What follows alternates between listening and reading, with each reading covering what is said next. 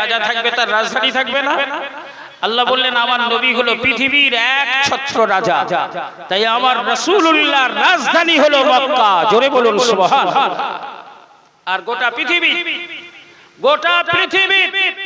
সমগ্র দেশ এক বাক্যে মেনে নিয়েছেন পৃথিবীর জমিনে সর্বোৎকৃষ্ট জায়গা, সবচাইতে সম্মানিত এবং দামি জায়গা হলো গোটা পৃথিবীর রাজধানী হিসাবে বিবেচনা করা হয় আল্লাহর রাসূলের জন্মভূমি মক্কা নগরীকে। জোরে বলুন সুবহানাল্লাহ।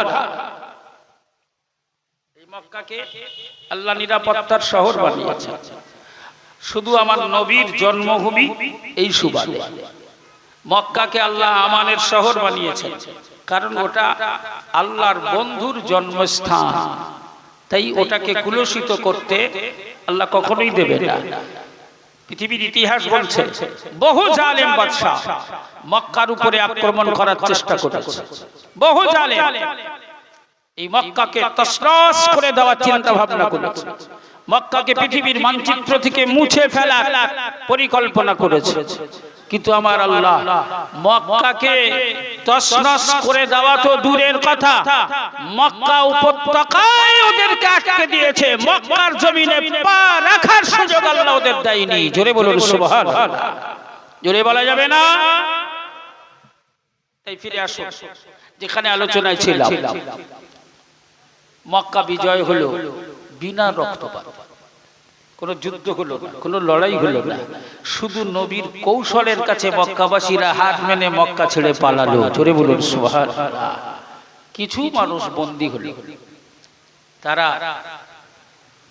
জীবনের ভয়ে আল্লাহর রাসূলের সামনে জড়সড় হয়ে দাঁড়িয়ে বললেন, মুহাম্মদ, আমরা তোমার উপরে যে অত্যাচার করেছি, আমরা তোমাকে যে কষ্ট দিয়েছি, তোমার সাথে যে দুর্ব্যবহার করেছি, আজ আমরা তোমার হাতে বন্দী, তাই আমাদের মনটা চাইছে যে তুমি আমাদের সাথে কি ব্যবহার করবে সেটা যদি একটু বলতে আমরা একটু শুনতাম। আমাদেরকে তো তুমি বন্দী করেছো, আমাদের সাথে কি ব্যবহার করা হবে, আমাদের কাছ থেকে কি প্রতিশোধ গ্রহণ করা হবে, আমাদেরকে কিভাবে মারা হবে, কি ব্যবহার করবেন? হে জওয়ান যুবকেরা, ও মুসলমানেরা, আজকের বড় দুঃখ আর পরিতাপের বিষয়, মুসলমান নাম উচ্চারিত হলে, মুসলমানের খাতায় নামটা পরিগণিত হলে তাদের ব্যাপারে এটাই তো আমাদের শুনতে হয়। মুসলমান মানেই হলো জঙ্গি, মুসলমান মানেই হলো টেররিস্ট, মুসলমান মানেই হলো জিহাদি, মুসলমান মানেই তারা অ্যান্টি সোশ্যাল। এ জওয়ান যুবকেরা, আল্লাহর আখিরি পয়গম্বর মক্কা বিজয় কি হলো? তুমি সাউন্ডটা নাড়ানাড়ি করছো নাকি? মাঝে মধ্যে এরকম হচ্ছে, আপনাদের কষ্ট হচ্ছে না তো? অসুবিধা হচ্ছে?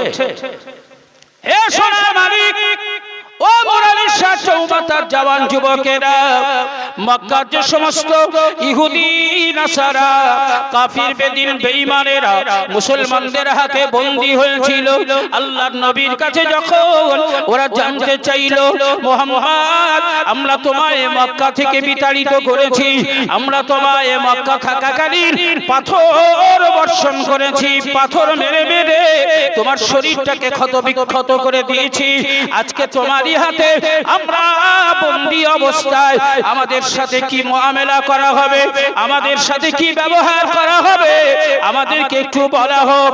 আল্লাহর প্রিয় হাবিব মক্কাবাসী হিসাবে আমার নবীর সাহাবাদের হাতে যারা বন্দী হয়েছিল ওদেরকে লক্ষ্য করে মক্কা বিজয়ের দিনে, খুশির দিনে, আনন্দের দিনে আমার রাসূলুল্লাহ বলেছিলেন, হে মক্কার ইহুদিরা, ও মক্কার বেদিনেরা, শুনে রেখে দাও, আমি মুহাম্মদ, আজ মক্কা বিজয় হয়েছে, আমি ঘোষণা দিলাম তোমাদের সাথে আজ আমি সেই ব্যবহার করব, তোমাদের সাথে সেই ব্যবহার করা হবে যে ব্যবহার আল্লাহর নবী হযরত ইউসুফ আলাইহিস সালাতু ওয়াস সালাম তার ভাইদের সাথে করেছিলেন। আজ তোমাদের সাথে আমি মুহাম্মদ সেই ব্যবহার করব। জোরে বলুন, আর জোরে বলা যাবে না। আমার নবী। ইউসুফ নবী তার ভাইদের সাথে কি ব্যবহার করেছিল? জবাই করে দিয়েছিল, কুয়ায় ফেলে দিয়েছিল, না ক্ষমা করে দিয়েছিল? কথা বলে, কি ব্যবহার করেছিল? ক্ষমা করে দিয়েছিল। রাসূল মক্কাবাসীদেরকে বললেন, ইউসুফ তার ভাইদের সাথে যে ব্যবহার করেছিল, আজ তোমাদের সাথে আমি মুহাম্মদও সেই ব্যবহার করব। জোরে বলুন সুবহানাল্লাহ। অতএব তোমাদেরকে নিঃস্বার্থে আমি রাসূলুল্লাহ ক্ষমা করে দিলাম। জোরে বলুন সুবহানাল্লাহ। এই জওয়ান যুবকেরা, আল্লাহর রাসূলের এই মহান আদর্শ, মহান চরিত্রের অধিকারী নবীর মহান আদর্শের মহান ব্যবহার দেখে মক্কার ইহুদিরা দলে দলে আল্লাহর নবীর দরবারে এসে পৌঁছাতে লাগলেন। রাসূলুল্লাহর হাতে তওবা বায়াত গ্রহণ করে ঈমান আনয়ন করা শুরু করে দিলেন। অতি অল্প দিনের ব্যবধানে গোটা মক্কা আর মদিনা আমার আল্লাহ পাকের প্রিয় হাবিবের আদর্শে সোনালী সমাজ তৈরি হয়ে গেল, সুশীল সমাজ তৈরি হয়ে গেল। ঠিক এই রকম পরিবেশের উপরে হযরতে আদি, মনে আছে আপনাদের? আদির আলোচনা করছিলাম। ও জওয়ান যুবকেরা, হযরতে আদি বলেন, আল্লাহ আমার হায়াত দিয়েছেন, আমি বেঁচেও ছিলাম যেদিন আমার রাসূলুল্লাহ এই মর্মে ঘোষণা দিয়েছিলেন, ও বাবা আদি, ও বাবা আদি, আল্লাহ যদি তোমার হায়াত দেয়, তুমি যদি বেঁচে থাকো, জীবন দশায় তুমি দেখতে পাবে। হযরত আদি বলেন, সেদিনেই আমি বুঝে গিয়েছিলাম আমার নবীর জবান দিয়ে যখন ঘোষণা হয়েছে, আমি আদিকে আমার আল্লাহ কতক্ষণ পর্যন্ত ডেকে নেবেন না, আমার নবীর কথা যতক্ষণ পর্যন্ত বাস্তবায়িত না হবে, অতএব আমি আদি মরব না। আল্লাহ আমাকে মরণের শাস্তি দেবেন না, মরণের ডাক আমার কাছে আসবে না যতক্ষণ পর্যন্ত আমার রাসূলুল্লাহর বাণী বাস্তবে পরিণত না হবে। তাই আমি আদি আল্লাহর কাবা তওয়াফ করছিলাম, আল্লাহর কাবা প্রদক্ষিণ করছিলাম। আমার প্রদক্ষিণ শেষ হয়ে আমি যখন তাকিয়ে দেখলাম, আমার দুই নয়নে দুই চোখ দিয়ে আমি দেখতে পেলাম দূর দূরে একটা উটের পিঠে একজন সাওয়ারি আল্লাহর কাবা অভিমুখে রওনা হয়েছে, আল্লাহর কাবার দিকে এগিয়ে আসছে। আমি আদি তাকিয়ে রইলাম। দেখতে দেখতে ওই সাওয়ারি যখন কাছাকাছি পৌঁছে গেল, আমি নিশ্চিত হয়ে গেলাম ওই সাওয়ারি কোনো পুরুষ নয়, বরং ওই সাওয়ারি একজন মহিলা। আমি আরো অপেক্ষা করতে লাগলাম। ওই মহিলা সাওয়ারি আস্তে আস্তে যখন আরো কাছে চলে এলো, আমার কাছে দিনের আলোর মতো পরিষ্কার হয়ে গেল ওই সাওয়ারি মহিলা বয়স্কা নয়, একজন সুন্দরী সুশ্রী রমা ললনা যুবতী একজন মহিলা।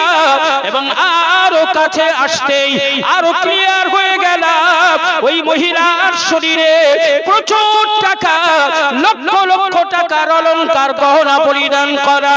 আমি আদি আস্তে আস্তে মহিলার কাছাকাছি পৌঁছে গেলাম। মহিলার কাছে গিয়ে আমি আদি মা সম্বোধন করে বললাম, মা রে, তুমি কোথা থেকে আসছো? কোথায় তোমার বাড়ি? কেনই বা একা এসেছো? ওই মহিলা আমায় উদ্দেশ্য করে বলেছিলেন, ও আমার প্রিয় রাসূলুল্লাহর সাহাবী, আমি যুবতী মহিলা, আমি আসছি শাম দেশের হেরাত অঞ্চল থেকে। ও নবী পাক সাহাবী, শাম দেশের হেরাত অঞ্চল থেকে আমি মহিলা রওনা হয়েছি।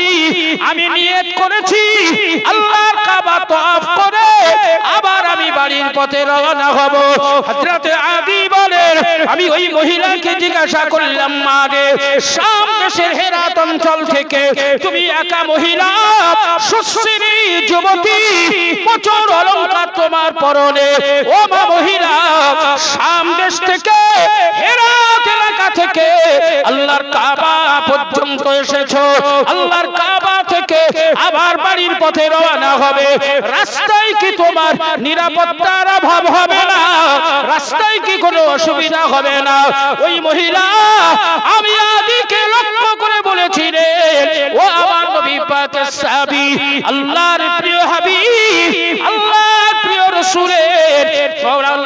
নবীর মেহনতে এমন সুশীল সমাজ উপহার দিয়েছেন আমার নবী। আমি একা যুবতী মহিলা শাম দেশের হেরাত অঞ্চল থেকে আল্লাহর কাবা এসেছি। আল্লাহর কাবা প্রদক্ষিণ করে বাড়ির পথে রওনা হব, নিশ্চিন্তে বাড়ি পৌঁছাবো। রাস্তায় আমি যুবতী মহিলা, আমার কোন রকম নিরাপত্তার অভাব হবে না। বলা যাবে না বর্তমানে সেই নবীর অনুসারী আমরা। চলন্ত ট্রেন, কি চলন্ত ট্রেন, জানলার ভেতর দিয়ে হাত গুলিয়ে মহিলাদের গলার হাত কেটে ছিঁড়ে নিচ্ছে না, কথা বলে নিচ্ছে না। হ্যাঁ, কত দরকারি, কত প্রয়োজন বর্তমানে এই মোবাইল। মোবাইল কোথায় গেল? মোবাইল কোথায় গেল? আল্লাহ, মোবাইল শেষ। অথচ আমরা নবীর অনুসারী, আল্লাহর রাসূলের অনুসারী উম্মত হিসাবে দাবি করি, যে নবীর উম্মত হিসাবে দাবি করি। এ জওয়ান যুবকেরা, ঠান্ডা মাথায় শুনুন। আলোচনায় কষ্ট হচ্ছে না তো বাবা? বুঝে আসছে? মনোযোগ আছে তো নাকি? তাহলে একটু তাকবীর দেন তো, নারে তাকবীর, মাশাআল্লাহ। আর একটু প্রাণ ভরে নারে তাকবীর, নারে তাকবীর। আল্লাহর রাসূলের মহব্বতে একবার উচ্চ আওয়াজে প্রাণ ভরে মহব্বতের সঙ্গে একবার দরুদ শরীফ আল্লাহুম্মা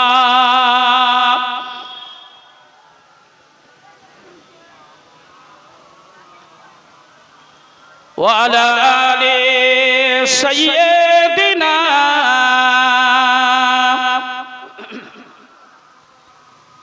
শিশু মুসাকে ভাসিয়ে দিলেন, শিশু মুসাকে ভাসিয়ে দিল মিশরের নীল দরিয়া। আর ভেসে ভেসে উঠল গিয়ে ও যে দুশমনেরই কিনারায়। শিশু মুসাকে ভাসিয়ে দিল মিশরের নীল দরিয়া। আর ভেসে ভেসে উঠল গিয়ে ও যে দুশমনেরই কিনারায়। ফেরাউন বলে শোনো আসিয়া, এই হবে মোর দুশমন। আর জীবদ্দশায় কেড়ে নেবে ও যে আমার বেঁচে থাকতে কেড়ে নেবে আমার সিংহাসন। শিশু মুসাকে ভাসিয়ে দিল মিশরের নীল দরিয়া। আর ভেসে ভেসে উঠল গিয়ে ও যে দুশমনেরই কিনারায়। আল্লাহুম্মা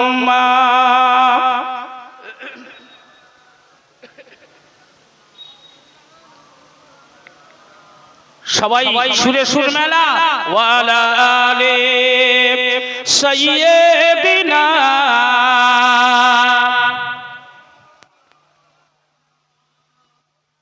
আমার সোনা মানিকেরা, আমি প্রথমেই রাসূলুল্লাহর শান, নবীর শানে দরুদের ব্যাপারে আপনাদেরকে 2 মিনিট বলেছিলাম। এখন একটু সবাই মিলে আওয়াজ দিয়ে একটু প্রমাণ করাতে হবে। আবার রাসূলুল্লাহকে আমরা বিশ্বাস করি জিন্দা না মুর্দা হিসাবে। সবাই মিলে বলে, আরো জোরে বলে। আমার নবী হায়াতুন নবী না মাউতুন নবী? তাহলে হায়াতুন নবী হিসাবে আমরা বিশ্বাস করি। তো সেই নবীর শানে দরুদ শরীফ আমরা পড়ছি। আমাদের এই দরুদের নজরানা আমার রাসূলুল্লাহর কাছে পৌঁছে দেওয়া হবে না হবে না? সবাই মিলে বলে, হবে? তাহলে আচ্ছা বলো তো বাবা, এই কথাগুলো না বললেও যেন খামতি থাকে, খালি থাকে। এই মুরারিশা চৌমাথা জালসা কমিটি, আমাদের এই টুনুরা, এরা যদি হ্যান্ডবিলে লিখে দিত, ঘোষণা করে দিত যে আমাদের মুরারিশা চৌমাথা ঈদগাহ মাঠের জলসায় যারা শ্রোতা হিসাবে আসবে ওদের সবাইকে একটা করে গাড়ি পুরস্কার দেওয়া হবে। কথা বলে এখানে জায়গা হতো, জায়গা হতো, এরকম 10টা ঈদগাহ মাঠ লাগতো। আর আমি ধরে নেন ওরা ঘোষণা দিয়েছে, আর এখানে লোকের ঢল নেমে গেছে, ওয়াজ শোনার জন্য নয়, কিসের জন্য? গাড়ি নেবে, গাড়ি লোক তো ঝাঁপাচ্ছে, গাড়ি কখন দেবে, গাড়ি কখন দেবে, আরে ওয়াজ করেই যাচ্ছে, গাড়ি কখন দেবে। এমন সময় টুনু মাইকে এসে বলল, দেখো তোমাদেরকে যে গাড়ি দেওয়ার ঘোষণা দেওয়া হয়েছিল, এবার সেই গাড়ি পুরস্কার অনুষ্ঠান শুরু হচ্ছে। তখন তো সব ঝাপাঝাপি শুরু করে আগে নেবে কি, এই পুরস্কার অনুষ্ঠান শুরু হচ্ছে বলেই বলছে তবে, যেই বলেছে তবে, তখন সবাই এদিক ওদিক তাকাচ্ছে। তবে মানে কি রে, পরে দেবে নাকি, এখন দেবে না? যখনই বলেছে তবে তাকাতাকি করছে। তবে শোনো বাবা, গাড়ি সবাইকে দেওয়া হবে, গাড়ি সবাইকে দেওয়া হবে, তবে ওই গাড়ির বিশেষ গুণ থাকবে। তখন আরো চিন্তায় পড়ে, গাড়ির আবার কি গুণ থাকবে রে বাবা? তো ওই গাড়ি আপনি চৌমাথায় নিয়ে যাবেন, যাবে, ভেবিয়া নিয়ে যাবে, যাবে, বসিরহাট নিয়ে যাবেন, যাবে, নাজারে নিয়ে যাবেন, যাবে, আশরাবাদ নিয়ে যাবেন, যাবে, যেখানেই নিয়ে যাবেন সেখানে যাবে। তবে ওই গাড়ি ঠেলে নিয়ে যেতে হবে। কি করে, কি করে নিয়ে যেতে হবে? ঠেলে নিয়ে যেতে হবে, ও চলে যাবে, ঠেললে যাবে। আচ্ছা বলেন, গাড়ি নেওয়ার লোক থাকবে? ভিক্ষে দরকার নেই, তোর কুকুর থাকা। অলরেডি বর্তমান যে পজিশন, এই পজিশনে 80% মানুষ সুগারের রোগী, এমনি পা ঠিক পড়ে, হাঁটতে গেলে শরীরের ভেতর চড়াম চড়াম করে ওঠে, আর চোখ মাঝে মাঝে ঝাপসা হয়ে যায়। যাদের সুগার ধরেছে তারাই জানে। আমি আজ 6 বছরের ভুক্তভোগী। তো গাড়ি নেওয়ার আর লোক থাকবে, তখন সব ছেড়ে দেবে। আচ্ছা বলো তো বাবা, তাহলে আমরা মানুষ, আমরা চলা গাড়ির জায়গায় যেই ঘোষণা দিয়েছে ঠেলা গাড়ি, সবাই কেটে পড়ছে আর নেব না। আর আমরা এই সবাই মিলে দরুদ শরীফ পড়ছি, বলেন দিন এই দরুদ শরীফ চলবে মনে হয়? কি বল, এ চলা দরুদ, কিন্তু ঠেলা দরুদ। আর একটু জোরে পড় না বাবা, ও শোনা, আর একটু জোরে বল না বাবা। এই মৌলানাদের গলায় ব্যথা হয়ে গেল আপনাদের জোরে পড়াতে গিয়ে। তুই ঠেলা মারা, ঠেলে দেওয়া গাড়ি, এ কি আমার নবী আমার আল্লাহ নেবে মনে হয়? তোদেরকে যখন দরুদ পড়তে বলেছিল তোরা তো ইচ্ছাই ছিল না, ও ঠেলা দিয়েছিল, তবে তোরা দরুদ পড়েছিস। তো আমি আল্লাহ তোদের এই ঠেলা গাড়ি নেব না, আমি রসুল তোদের ঠেলা দরুদ পছন্দ করলাম না, আমাদের এটা নেবে? তাহলে আমরা কি সারা জীবন ঠেলা গাড়ি থাকবো বাবা? একটু চলা গাড়ি হব না? মন চায় না একটু চলা গাড়ি হই, তাহলে সবাই আগ্রহ করে নেবে। তো চলা গাড়ির মতো একবার দরুদ পড়ো দিন, দেখি পারা যায় কিনা। একবার প্রাণ ভরে উচ্চ আওয়াজে দরুদ শরীফ আল্লাহুম্মা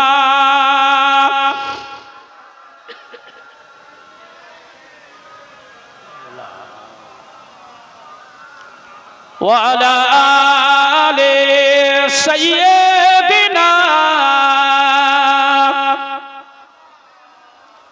ও সোনার মালিকেরা, মহান মালিক মহান রব্বুল আলামিন ঘোষণা দিলেন দুটি পুরস্কারের কথা। আলোচনায় ফিরে আসতে গেলে আর হয়তো আলোচনা করা সম্ভব হবে না। আরো আসুন, আরো দুটি পুরস্কারের কথা একটু আলোচনা করি। মহান মালিক বললেন, ওয়ালাউ আন্না আহলুল কুরা আমানু ওয়াত্তাকাউ লাফাতাহনা আলাইহিম বারাকাত সামাওয়াতিন মিনাস সামাই ওয়াল আরদি। ও মুরারিশা এলাকার জওয়ান যুবকেরা, মহান মালিক বললেন ওয়ালাউ আন্না আহলুল কুরা আমানু। মুরারিশা চৌমাথা এলাকায় যারা বসবাস করে, এই বসবাসকারীদের উদ্দেশ্য করে আল্লাহ বললেন, কোন জনপদ এলাকায় বসবাসকারী মেয়ে ছেলে কিংবা বেটা ছেলে, আল্লাহ কি বললেন?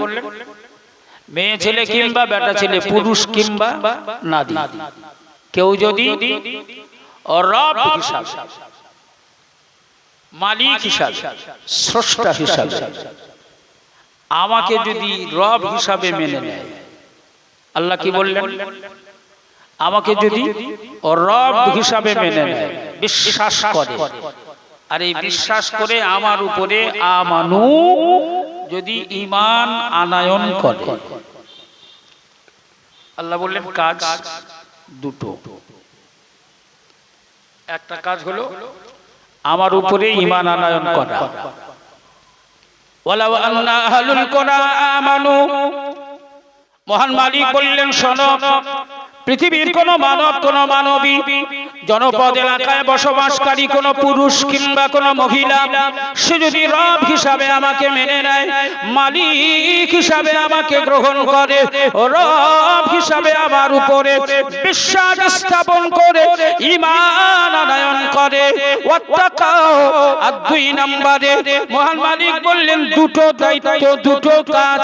1 নম্বর কাজ হলো আমার উপরে ঈমান আনয়ন করা, 2 নম্বর কাজ হলো ওয়াত্তাকাও, রব হিসাবে, মালিক হিসাবে আমাকে ভয় করা। এই দুটি কাজ আমি দিলাম। দুটি কাজ যদি দায়িত্বের সাথে পালন করে, আমি মালিক কথা দিলাম, ওই ব্যক্তির জন্য আমার তৈরি করা দয়ার জান্নাত অপেক্ষা করবে। দয়ার জান্নাতি হওয়ার ব্যাপারে পথে কোনো বাধা থাকবে না। কাজ কটা? আল্লাহ কাজ দিয়েছে কটা? দুটো। কাজগুলো কি খুব কঠিন মনে হয়? 1 নাম্বার কাজ হলো আল্লাহর উপরে ঈমান আনা। আমরা সবাই আল্লাহর উপরে ঈমান এনেছি না? আল্লাহকে বিশ্বাস করি, রব হিসাবে, মালিক হিসাবে। এই রব হিসাবে, মালিক হিসাবে ঈমান এনেছি, বিশ্বাস করি। কেন? ইয়া আইয়ুহান নাস, আল্লাহ পাক এখানে ইয়া আইয়ুহাল্লাযীনা আমানু, ইয়া আইয়ুহাল মুমিন, এই ভাষা, এই শব্দ ব্যবহার না করে মহান মালিক বললেন ইয়া আইয়ুহান নাস, হে পৃথিবীর মানব জাতি। অতএব মুসলমান ছাড়া বাকি আরো যারা আছে সবাই, মুসলমান ছাড়াও বাকি আরো যারা আছে সবাই, সমস্ত মানবকে আল্লাহ বললেন উবুদু রাব্বাকুম ইয়া আইয়ুহান নাস, হে পৃথিবীর মানব জাতি, উবুদু রাব্বাকুম, তোমরা তোমাদের রবের ইবাদত করো। রবের ইবাদত করো। নির্দেশ কার? সবাই মিলে বলেন নির্দেশ কার? আল্লাহ। এখানে প্রশ্ন আসে না যে আমরা কেন রবের ইবাদত করব? রবের ইবাদত করব কেন? রবের প্রতিদান কি? রব আমাদেরকে কি দিয়েছেন? রব কে? তার ইবাদত কেন করব? এ জওয়ান যুবকেরা, মহান মালিককে রব হিসাবে আমার আল্লাহ সমস্ত নবী রাসূল পয়গম্বর, লক্ষাধিক নবী রাসূল পয়গম্বরদের কাছে আমার আল্লাহ নিজের পরিচয় দিয়েছেন রব হিসাবে। আমার আল্লাহ পাক আখিরি নবী, আল্লাহর আখিরি পয়গম্বর খাতামুন নবিয়্যিন ওয়াল মুরসালিনের কাছে আল্লাহ পরিচয় দিয়েছেন রব হিসাবে। আমার রাসূলুল্লাহর জ্বলন্ত, আমার নবী পাকের জীবন্ত মুজিজা আল্লাহর পক্ষ থেকে আমার নবীকে প্রদান করা হয়েছে। আমার রাসূলুল্লাহর জীবন্ত মুজিজা, এই জীবন্ত মুজিজার নাম হলো পবিত্র কোরআনুল কারীম। পবিত্র কোরআন হলো আমার রাসূলুল্লাহর জীবন্ত মুজিজা। এ জওয়ান যুবকেরা, এর জন্য আমি আপনাদেরকে কেবলমাত্র দৃষ্টান্ত হিসাবে বোঝাতে চাই, আমার আল্লাহ পাকের পক্ষ থেকে পাঠানো প্রতিটি নবী রাসূল পয়গম্বরকে মাস্ট হিসাবে আমার আল্লাহ পাক তিনটি করে জিনিস প্রদান করেছিলেন, যা কোন নবীকে এই তিনটির মধ্যে একটিও কম দেওয়া হয় নাই। সমস্ত নবী রাসূলকে আল্লাহর পক্ষ থেকে তিনটি করে জিনিস প্রদান করা হয়েছিল। এক নাম্বার হলো আমার আল্লাহ পাকের পক্ষ থেকে যত নবী রাসূল পাঠানো হয়েছে, লক্ষাধিক নবী রাসূল পয়গম্বরকে আমার আল্লাহ এক নাম্বার হিসাবে উত্তম চরিত্রের অধিকারী বানিয়েছিলেন। সমস্ত নবীরা ছিল উত্তম চরিত্রের অধিকারী, উত্তম চরিত্র। দুই নম্বরে আল্লাহর পক্ষ থেকে প্রত্যেকটা নবী রাসূলকে আল্লাহ নবুয়ত দান করেছিলেন। আর তিন নম্বরে আল্লাহর পক্ষ থেকে প্রতিটি নবী রাসূল পয়গম্বরকে আল্লাহ মুজিজা দান করেছিলেন। এই তিনটি জিনিস প্রত্যেকটা নবীকে আল্লাহর পক্ষ থেকে দেওয়া হয়েছিল। জোরে বলুন সুবহানাল্লাহ। একজন নবীকে তিনটির একটি কম দেওয়া হয়, সবাইকে দিয়েছিলেন। এখন সকলে বলেন, মুসার মুজিজা ছিল না ছিল না? ঈসা নবীর মুজিজা ছিল না ছিল না? দাউদ নবীর মুজিজা ছিল না ছিল না? বর্তমানে কি আছে? ঈসা, দাউদ, নূহ, ইব্রাহিম, ইসমাঈল, ইসহাক, ইউসুফ, ইয়াকুব, আইয়ুব এসব নবীদের মুজিজা আছে? আরে সেসব যদি থাকতো তাহলে আর আজ লড়াই হতো?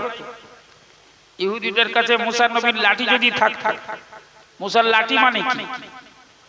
ছাড়লে সাপ, ধরলে লাঠি। আর সাপ মানে জাতা সাপ।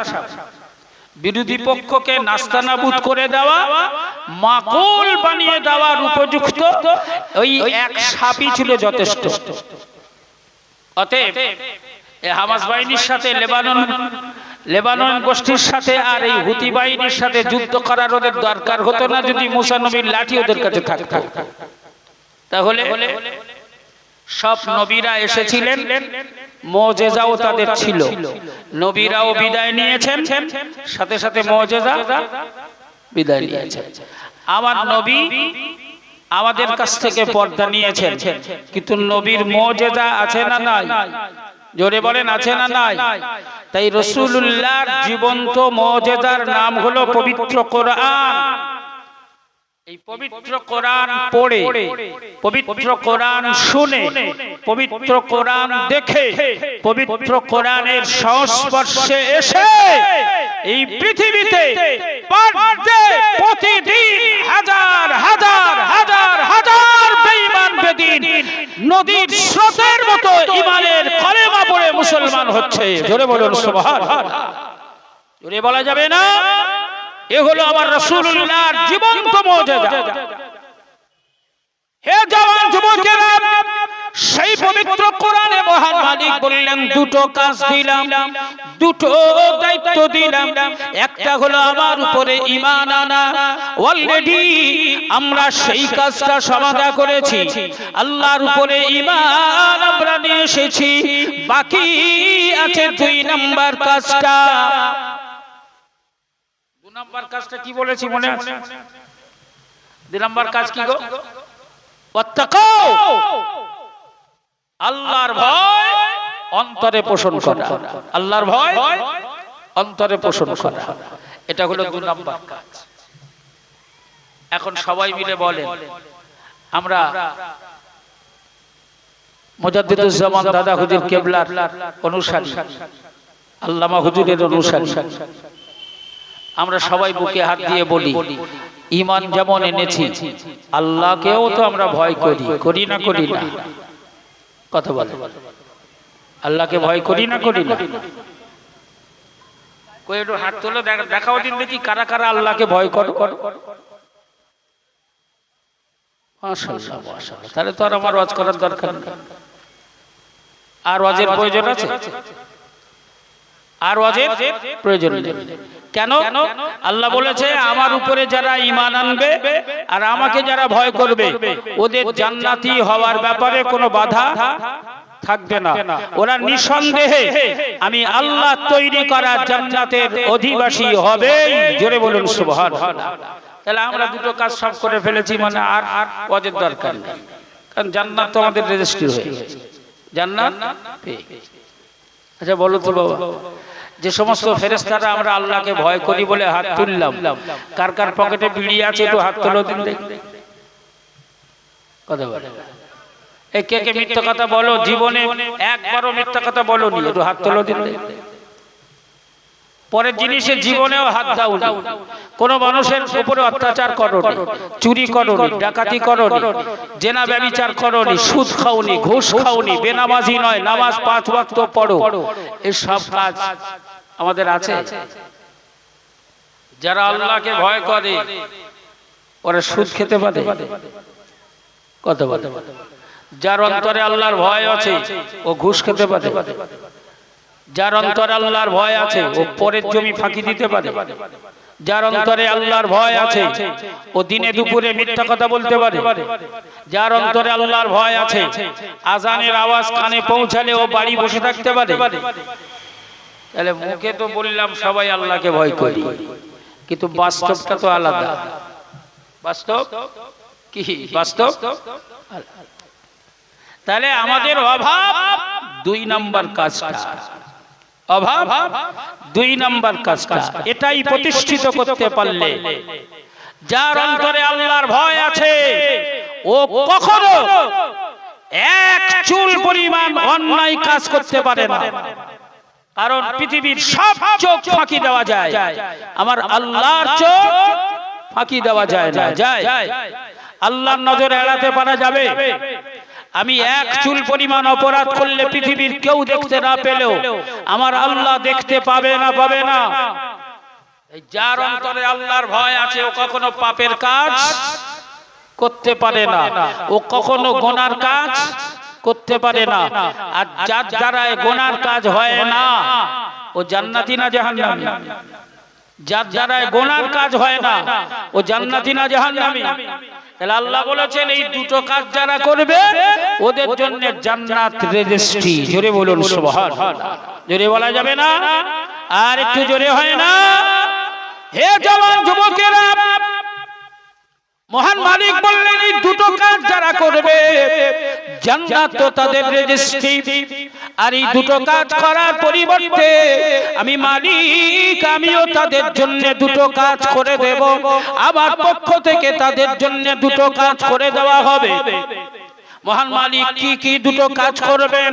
হে জওয়ান যুবকেরা, আজ আমরা আমাদের ছেলে মেয়ে, আমাদের নাতি পোতা, বিবি বাচ্চাদের ভরণ পোষণের জন্যই তো আজ দুনিয়ার জমিনে উপার্জনের রাস্তা বেছে নিয়েছি। কেউ সাদা পথে তো কেউ কালো পথে, কেউ অন্যায় পথে তো কেউ সৎ পথে। আমাদের মূল লক্ষ্য হলো তাদের ভরণ পোষণ করা, আমাদের ভবিষ্যৎ প্রজন্মদের চিন্তা ভাবনা করা। 5 বিঘে আছে কিভাবে 10 বিঘে বানানো হবে, 10 বিঘে আছে কিভাবে 20 বিঘে হবে, একতলা আছে কিভাবে 2 তলা হবে, ব্যবসা ছোট আছে কিভাবে বড় হবে, আমি গরিব আছি কিভাবে ধনী হব। এই তো আমাদের চিন্তা আর ভাবনা। মহান মালিক বললেন শোনো, দুনিয়ার জমিনে যারা এই দুটো কাজ করবে আমি মালিক কথা দিলাম, লাফাতাহনা আলাইহিম বারাকাত। আমি মালিকের পক্ষ থেকে ওদের জন্য উন্মোচন করে দেওয়া হবে, ওদের জন্য খুলে দেওয়া হবে, ওদের জন্য আমি মালিক উন্মোচন করে দেব, খুলে দেব। আমি আল্লাহ ওদের উপরে বরকতের দরওয়াজা খুলে দেব। ওদের ব্যবসায় বরকত হবে, ওদের চাষাবাদে বরকত হবে, ওদের ফসলে বরকত হবে, ওদের মান সম্মানে বরকত হবে, ওদের ইজ্জতে বরকত হবে, ওদের সোশ্যালে বরকত হবে। আমি আল্লাহ পাক কথা দিলাম, মিনাস সামাই ওয়াল আরদি, আসমান থেকে যত দরওয়াজা আছে, বরকতের যত দরওয়াজা আমি আসমানে রেখেছি, আসমানের দরওয়াজা সমূহ খুলে দেওয়া হবে, ওয়াল আরদি, জমিনের দরওয়াজা খুলে দেওয়া হবে। যারা আমার উপরে ঈমান আনবে আর আমাকে যারা ভয় করবে, ওদের জন্য আসমান এবং জমিন উভয় দিক থেকে আমি আল্লাহ রহমতের দরওয়াজা খুলে দেব। আমার রহমত ওদের জন্য, আমার নিয়ামত ওদের জন্য পরিপূর্ণ করা হবে। বলতে পারলাম না সুবহানাল্লাহ? আল্লাহর এই ঘোষণা যদি আমরা বাস্তবায়ন করি, তাহলে দুনিয়াতে না আমাদের অভাব থাকবে, না আখিরাতে জান্নাতের ব্যাপারে কোনো চিন্তা হবে। দুটোই আমাদের জন্য ক্লিয়ার। তো আমরা সবাই এই দুটো কাজ বাস্তবায়ন করার নিয়ত করব ইনশাআল্লাহ। আমরা সবাই পারবো ইনশাআল্লাহ। যে আল্লাহর উপরে ঈমান তো নিয়ে এসেছি, বাকি শুধু আল্লাহর ভয় করা, আল্লাহকে ভয় করা, আল্লাহর ভয় অন্তরে জায়গা করে দেওয়া। এই কাজটা করতে পারলেই আপনি সফলতার উচ্চ শিখরে পৌঁছে যাবেন। সফলতার সোপান পান করা থেকে কেউ আপনাকে আটকাতে সক্ষম হবে না। এই দুটো কাজ যারা করেছিলেন, যারা এই দুটো কাজ জীবনে বাস্তবায়ন করতে চেয়েছেন, করার চেষ্টা করেছেন, সামান্য হলেও করতে পেরেছেন, তাদেরকেই তো আল্লাহ আমাদের জন্য ইতিহাস বানিয়ে দিয়েছেন। জোরে বলুন সুবহানাল্লাহ। জোরে বলা যাবে না? হে জওয়ান যুবকেরা, ঠান্ডা মাথায় শুনুন, রাসূলুল্লাহর একটা ছোট্ট হাদিস বর্ণনা করি। সময় হয়তো আমার আর খুব বেশিক্ষণ সময় থাকার পারমিশন দেবে না, অল্প একটুখানি সময় হাতে আছে। এই হাদিসটি আলোচনা করি, আমি আলোচনার রীতি টানবো। এ জওয়ান যুবকেরা, রাসূলুল্লাহর ছোট্ট এই হাদিস, আমার নবী পাকের দেশে দুটি পাহাড় আছে। এই দুটি পাহাড় আমাদের কাছে খুব পরিচিত পাহাড়, কারণ এই দুটি পাহাড় অত্যন্ত পরিচিত গোটা পৃথিবীর মুসলমানের কাছে। এই দুটি পাহাড় সাতবার প্রদক্ষিণ করেছিলেন আম্মা জান মা হাজেরা। সবাই মিলে আওয়াজ দিয়ে বলো তো শোনা, ওই পাহাড় দুটির নাম কি কি? কি কি পাহাড়? হাজেরা, আম্মা জান হাজেরা যে পাহাড় দুটো দৌড়াদৌড়ি করেছিলেন, ওই পাহাড় দুটোর নাম কি? সবাই মিলে বলেন। আরে আল্লাহ জবান দিয়েছে বলার জন্য, একটু জবান খুলে বলেন। পাহাড় দুটোর নাম সাফা আর মারওয়া। সাফা আর মারওয়া। এই সাফা পাহাড় কেন্দ্র করে ওই এলাকায় যত বসতি হয়েছে, সমস্ত সাফা এলাকার বাসিন্দা হিসাবে পরিচিত। মারওয়া পাহাড় কেন্দ্র করে মারওয়া এলাকায় যত বসতি তৈরি হয়েছে, সব মারওয়া বসতি হিসাবে পরিচিত। তো এই সাফা মারওয়া এলাকার একজন আল্লাহর প্রিয় হাবিবের অত্যন্ত মহব্বত এবং ভালোবাসার একজন পাগল, যার নাম হলো হযরত আবুল খায়ের আখতার রহমতুল্লাহ আলাইহি। তিনি মারওয়া এলাকা থেকে বার হয়েছেন, রাসূলুল্লাহর রওজা মোবারকের উদ্দেশ্যে নবীর কাছে যাবেন।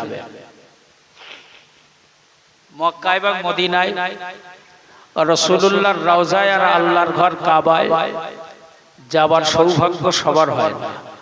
হয়? কথা বলেন, হয়? তবে তার ফজিলত পাওয়ার সৌভাগ্য আল্লাহ সবাইকে দান করেছেন। জোরে বলুন সুবহানাল্লাহ। জোরে বলা যাবে না? কাবায় যাওয়া সকলের কপালে না জুটলেও তার ফজিলত পাওয়ার সৌভাগ্য আল্লাহ সকলকেই দিয়েছেন। অতি সহজে তার ফজিলত পাওয়া যায়। আল্লাহ বলেছেন আমার দেওয়া দুটো চোখ, আমার দেওয়া দুটো চোখ, এই চোখ দিয়ে কিছু করার দরকার হয় না, শুধু এই চোখ দিয়ে দেখলে, এই চোখ দিয়ে দর্শন করলে আমি আল্লাহ তাদের জীবনের গুনাহগুলো মাফ করে দিই। জোরে বলুন সুবহানাল্লাহ। চারটে জিনিস চোখ দিয়ে দেখলে আল্লাহ জীবনের ছোট ছোট গুনাহ, ছোট ছোট অপরাধ আমার আল্লাহ দেখার ওসিলায় মাফ করে দেয়। জোরে বলুন সুবহানাল্লাহ। তার মধ্যে চারটে জিনিস, আমি চারটেই বলতে গেলে অনেক সময়, অন্যতম একটি জিনিস হলো আপনার কপালে আল্লাহর কাবায় যাওয়ার সৌভাগ্য হয়নি, আপনি যেতে পারেননি। অর্থ আছে, সম্পদ আপনার আছে, কিন্তু কপাল নেই, যাওয়ার সৌভাগ্য হয়নি, আর সবাই যেতেও পারবে না, আল্লাহর ডাক ছাড়া যাওয়া সম্ভব নয়। প্রিয় রাসূল বললেন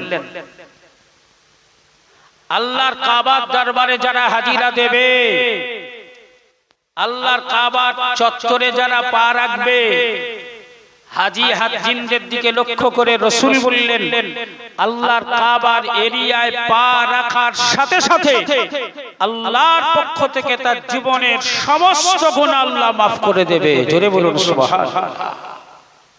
সাহাবারা বললেন হুজুর সবাই তো আল্লাহর কাবায় আসতে পারবে না, কারো ভারতে, কারো বাংলাদেশে, কারো পাকিস্তানে, তো সবাই তো আর আল্লাহর কাবায় আসতে পারবে না, তাদের কপালে কি কাবার এই ফজিলত, কাবায় পা রাখার সৌভাগ্য তাদের কপালে কি জুটবে না? আল্লাহর প্রিয় হাবিব জানালেন ও আমার সাহাবায়ে কেরামেরা, আমি নবী জানিয়ে দিলাম এই শান, এই মর্যাদা কেবল মাত্র আল্লাহ পাক আমি রাসূলুল্লাহর অনুসারী উম্মতে মুহাম্মাদীদের জন্য এই সৌভাগ্য আল্লাহ দান করেছেন। কোন গরীব, কোন অসহায়, কোন দিন দুঃখী মুরারি শাহ চৌমাথা এলাকায় বসবাসকারী দিন এমন ভাবে পার হয়, নুন আনতে পান্তা ফুরিয়ে যায়, লক্ষ লক্ষ টাকা ব্যয় করে আল্লাহর কাবায় যাওয়ার মতো ক্ষমতা তার নাই, সৌভাগ্য তার হয় নাই। আল্লাহর রাসূল জানিয়ে দিলেন উম্মতে মুহাম্মাদী হওয়ার সুবাদে আমার আল্লাহ পাক এই সৌভাগ্য তাকে দান করেছেন। কেউ যদি আল্লাহর কাবায় নাও আসতে পারে, আল্লাহর কাবা শরীফের ছবিটা যদি ক্যামেরা বন্দী করা হয়, আল্লাহর কাবা ছবিটা ক্যালেন্ডারে ছাপানো হয়, আল্লাহর প্রিয় হাবিব জানালেন ক্যামেরায় বন্দী করা কাবা ছবি, ক্যালেন্ডারে ছাপানো কাবা ছবিটা সযত্নে কেউ যদি ঘরের দেওয়ালে টাঙিয়ে দেয়, প্রতিদিন সকাল সন্ধ্যায় আল্লাহর কাবায় না যাওয়ার আফসোস করে যদি ওই ক্যালেন্ডারে ছাপানো আল্লাহর কাবা ছবির দিকে তাকিয়ে দেখে, আমি রাসূলুল্লাহ জানিয়ে দিলাম আল্লাহর কাবা দুই নয়নে দর্শন করা, আল্লাহর কাবা ছবিটাকে দুই চোখ দিয়ে দেখার ওসিলায় আমার আল্লাহ তার জীবনে গুনাহের সাগীরাগুলি আমার আল্লাহ খুশি হয়ে মাফ করে দেবে। জোরে বলা যাবে না? এ জওয়ান যুবকেরা, তাই আল্লাহর নবীর মাহবুব, আল্লাহর নবীর পাগল দেওয়ানা হযরতে আবুল খায়ের আখতা নিয়ত করে বেরিয়েছেন রাসূলুল্লাহর রওজা মোবারকে যাবেন, আমার নবীর রওজাতে গিয়ে সালাম পৌঁছে দেবেন।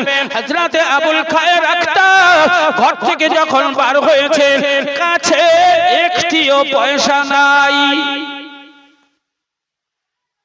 খোদার জ্বালা নিবারণ করার মতো পয়সা।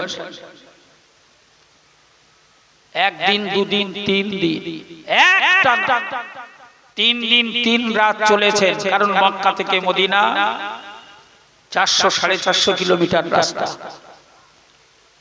3 দিন 3 রাত পরে আমার রাসূলুল্লাহর রওজা মোবারকে গিয়ে পৌঁছালেন। এই 3 দিন 3টি রাত কেবলমাত্র শুধু বেঁচে থাকার জন্য যেটা খাবার হিসাবে খেয়েছেন সেটা হলো শুধু সাদা পানি। এই পানি ছাড়া আর কিছু খাওয়ার সুযোগ হয়নি, কারণ তার কাছে একটিও পয়সা ছিল না।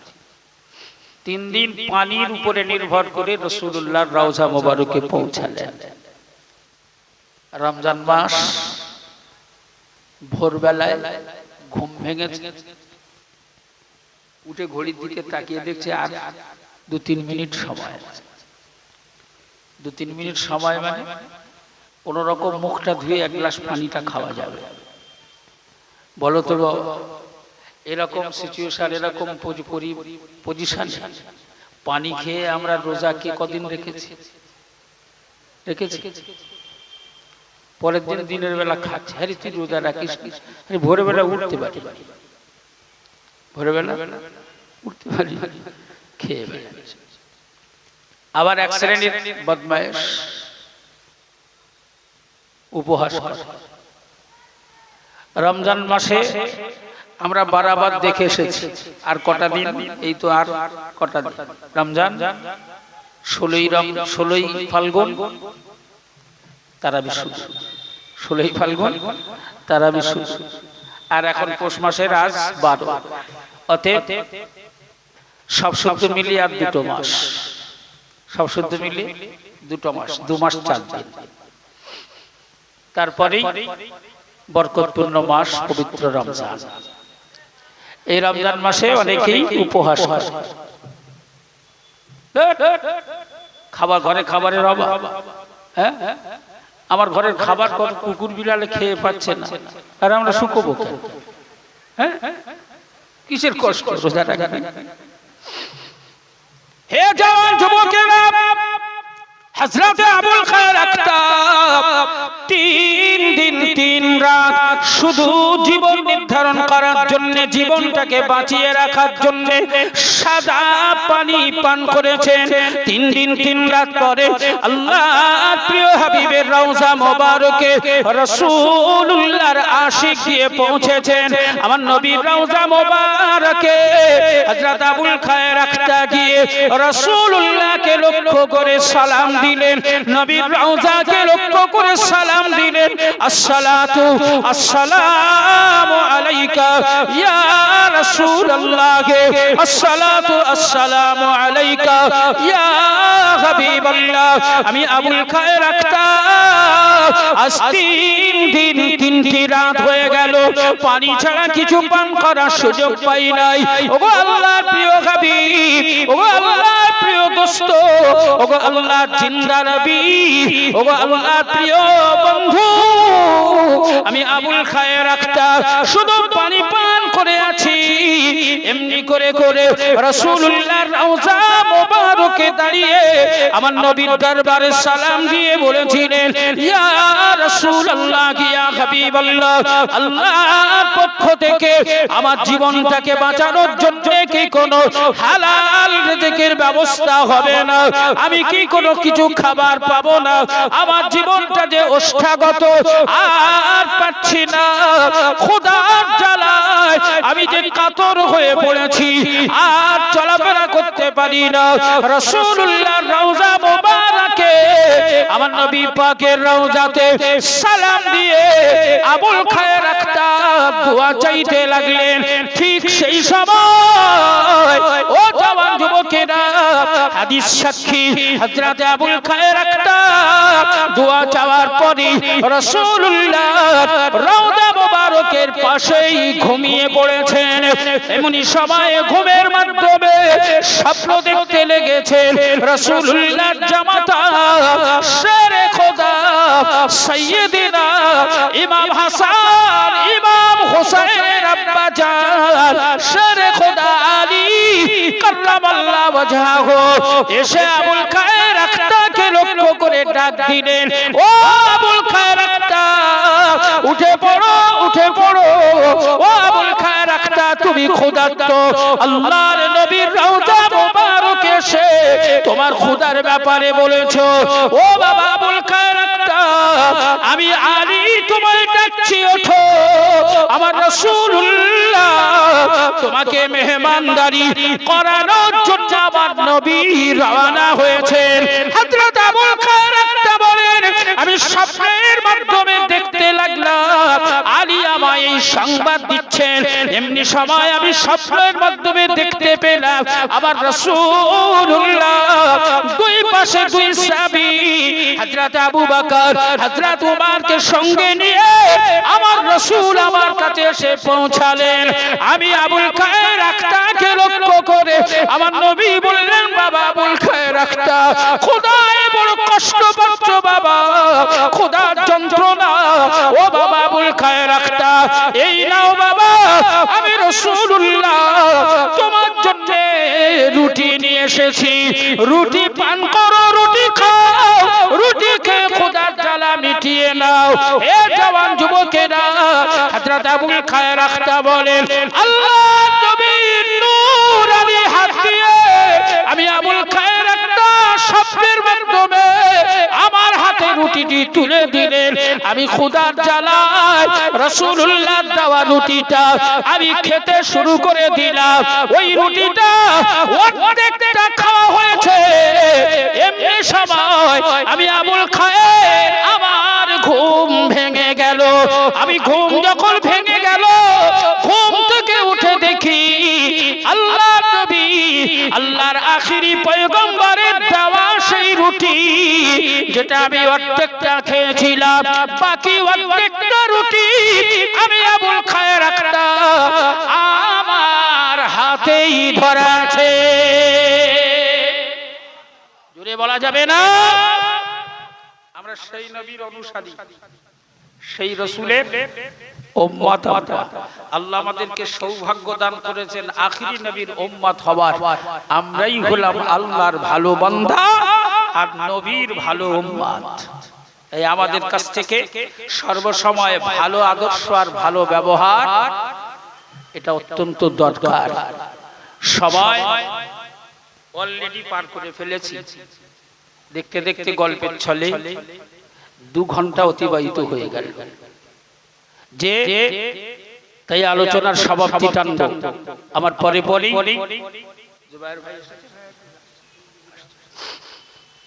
আমারই এলাকা অত্যন্ত সুবক্তা মহতারাম ভাই আব্দুল্লাহ বিন সাবাই, তিনি এসেছেন আপনাদের কাছে আলোচনা রাখবেন। এই আলোচনায় আমরা সবাই আখিরি মোনাজাত সেরে বাড়ি ফিরবো ইনশাআল্লাহ। সাথে সাথে আমার বিদায় বেলায় আপনাদেরকে নিয়ে আমার রাসূলুল্লাহর শানে দাঁড়িয়ে একটু সালাতু সালাম পাঠ করব এবং সবাইকে সালামের পরে গুছিয়ে বসার অনুরোধ রাখবো। আসুন সকলে একটু দাঁড়িয়ে আমার নবীর দরবারে একটু সালাম পৌঁছে দিই। ইয়া নবী।